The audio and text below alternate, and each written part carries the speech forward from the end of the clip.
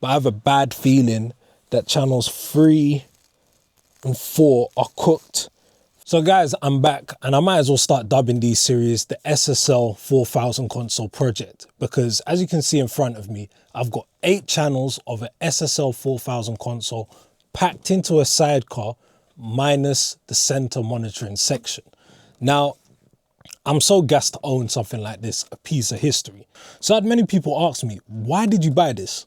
Listen, there's plugins, there's easier ways to do what you're trying to do potentially with this. It takes up load of space. This is going to be expensive. Why? And there's plenty of ways to answer that question. But one of the ways I want to do that is talking about chasing different sonic colors and textures. Like, as you start to mature in your audio journey, you start to realize it's not necessarily about good and bad. It's about the different qualities that you can put into your music. As a guitarist, there's many guitars. I own many guitars, and each of them have a different purpose.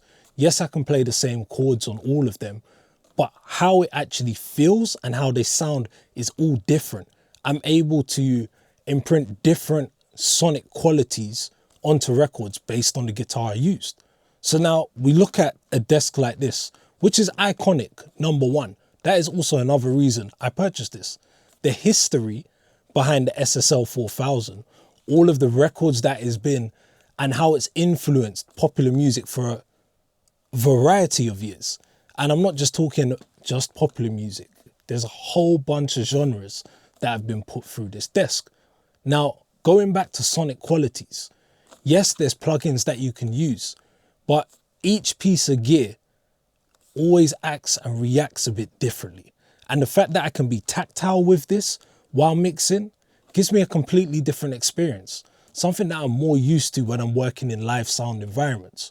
So you start to add all of these bits and pieces together. I can employ different sonic textures on this because the way the EQs work on this is slightly different to plugins that I have. There's a different sound that is going through. And when you have physical gear, I'm going through actual transformers. There's something else here in the physical space which is changing the quality of the sound. And some people that may be a negative thing, it may be a positive thing. I just like to see it as another tool that I have in my toolbox when tracking records, when mixing them. This is why I bought this piece of gear. So guys, I got asked a question with someone interested on how was I going to route this into my system. So I thought, let me break that down for you guys. Here at the back of this unit, we've got 6 DB25 connections, which run 8 channels in and out of the unit respectively, depending on the type it is. As you can see, we have mic here, 8 mic inputs, insert send, so we can use this as an insert, tape, funny enough, which I thought would be an output, is actually an input here. So it's another 8 channels in, line, 8 channels in, insert return, 8 channels out, and direct, which is also 8 channels out.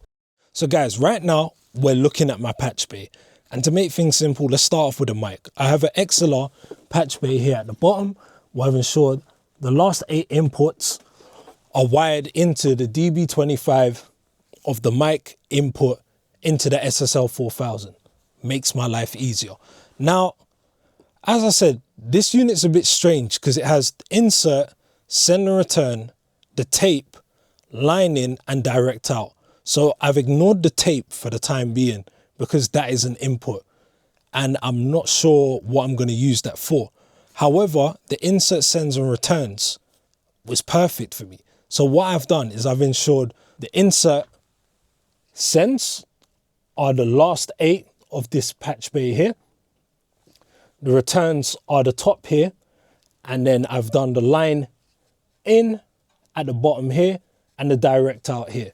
With this setup here, it allows me to flexibly take stuff out of my DAW into the input and back out. So what we're going to do now is that we're going to go and see what channels are actually working and have I made a bad decision with this. Let's just go through and see what actually works. Okay, solo buttons illuminate, set for that one. It's faint, cool. That's interesting. This doesn't have any cards in, but this functionality still works. This one, nothing lights up at all. Okay. Here, it looks like that solo button does. Okay. Now, these faders here are actually used on this for the send and returns, and you can use them, for example, from routing, anything out from, for example, you can send the EQs to the small faders, you can send the dynamics to the small faders and so forth, but you can also use this as sort of like a master output control when using the return out of this. So, this quick one, cut works here. Channel 1 and 2 is good. 3 and 4, no. 5, cool. 6, cool. 7, 8. No cards in this, but still works. Alright, try solo. 3 and 4 might be cooked, which doesn't look good at all. So the previous owner said 3 of the channels are definitely working, and as we can see from the desk over here, I can see like on at least the dynamic section, there's 3 channels where something is being passed through. I need to check through my door, pass audio through and see what's going on. But I have a bad feeling that channels 3 and 4 are cooked. 5 may need, I don't know, some form of attention, but I need to try throw some audio through this for it to make sense.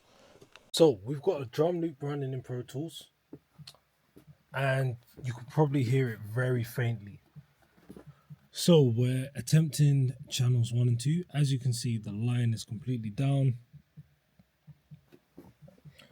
Faders here are down. No changes, but if we adjust the line, it's 12 o'clock. Hear that come through. But these faders are still down. So it looks like these faders don't make a difference. So let's move to the small faders, change these to output.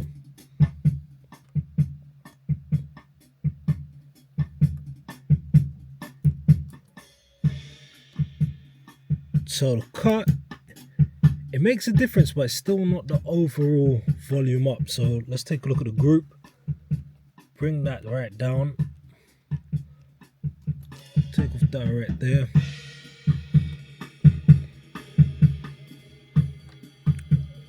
This seems like it's definitely increasing the volume, but here these faders do nothing. So this is interesting. This doesn't work how I expect it. If I press direct, it should just bypass these faders, which it does. So take the direct off. We can increase the group to 0 dB. Meaning these faders maximum should be 0. Now let's check the EQ section. Let's do something dramatic and bring the low end right down.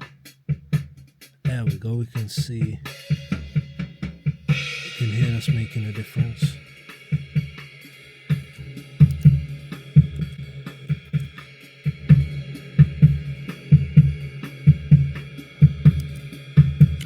Alright, at least we know that's not cooked. Let's move to dynamics.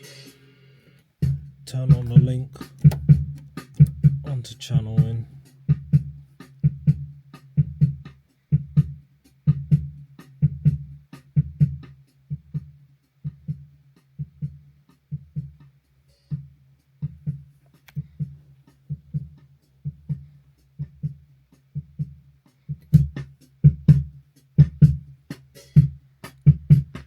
Alright, so we know the compressors work on those 2 channels. Cut doesn't seem to do anything. Nor solo. Oh. That's not what I expect, but at least we know channels 1 and 2 pass audio. Now let's adjust it on the patch bay and move it to 3 and 4.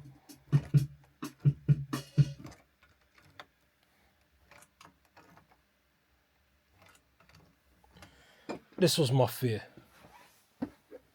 We're getting no audio passed into 3 and 4. Nothing's illuminating. Let's turn on line. Nothing. Sure, flips pressed in. And we have nothing through 3 and 4. Surprise, surprise. If we push direct, which it's already in, we should have got signal coming through. No. Okay, 3 and 4 is cooked. Let's go 5 and 6.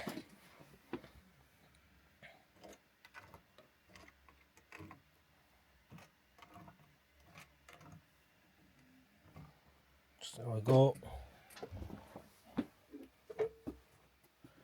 5 and 6, here we go. Okay. So we've got flip pressed in, so that should be using the line signal. Let's go back here. Faders, cool. Okay. 6 is working.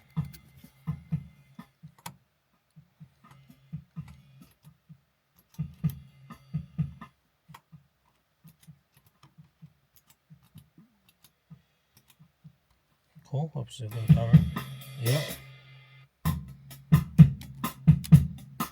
Again, solo and cut does nothing. This fader's all the way down, so I'm not sure if these are wired in.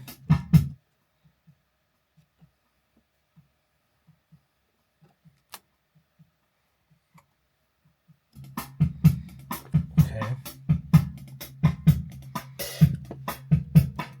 Let's check the EQ. EQ definitely works. We can hear the difference on that already.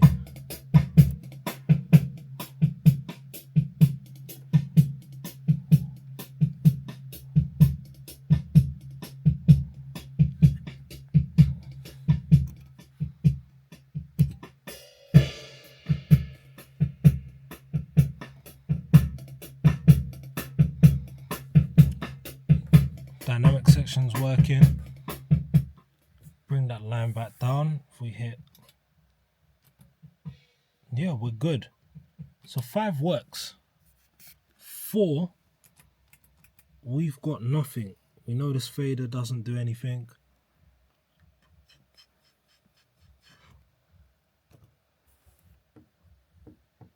No signal coming in at all. So channel 3, 4 and 5 are looking cooked. Now we have channels 7 and 8, but we know there's no cards in them. But let me just see if it passed through audio. I doubt it, because with no card, shouldn't be able to pass through audio. So what I'm just doing is moving the inputs and outs just one along. So cool. These faders do nothing, as we know. See what come through. Let's get the line coming in, and nothing. 12 o'clock, but as we expect, there is no cards in these. Yeah, some of them light up, but doesn't make a difference. And one of these dropped off. Cool. Quick recap of that test. We've seen that 3 out of the 8 channels pass audio. EQ section seems to work. Dynamic section seems to work. Direct out seems to work. But none of the faders, the main SSL faders, seem to make a difference on the signal. That seems quite worrying to me. We need to take a look at that. And I'm scared of how expensive that can be. I'm just hoping something's just unplugged in the actual sidecar itself, hence why those weren't working. So the small fader did seem to make a difference and seem to control some form of volume, which is cool. But in terms of how that's meant to work within the whole signal flow, I have to double check because that seemed a bit strange. That being said, I didn't use the Q section to actually specify what is being routed to the small faders. But we did use the input and output of the channel, which should make a difference. On top of that, the VU meters are not plugged in at all. So I know that's something else that needs to be sorted. I'm starting to think maybe I've taken a big financial burden on trying to get this desk up and running. Maybe some of my friends were right. Because this is a sidecar and it doesn't have the central section of that a normal SSL 4000 full console will have, I do expect certain features not to be working, but not the main faders. That's still a mystery to me. But anyway, guys, like, subscribe, follow me on this journey on Project SSL. And I need to take stock on potentially what parts I need to order and do some deeper tests to get this up and running. But if you like the content, please comment. Would you have bought this yourself? What would you have used the SSL for in your workflow? How would you integrate it? Let's talk about it in the comment section. Let me know, did I make a stupid decision? But guys, I'll see you next week.